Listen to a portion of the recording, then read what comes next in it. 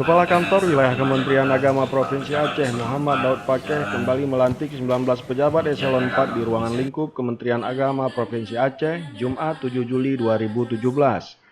Pelantikan yang dilaksanakan di Aula Kanwil Kementerian Agama Provinsi Aceh tersebut berjalan hikmat.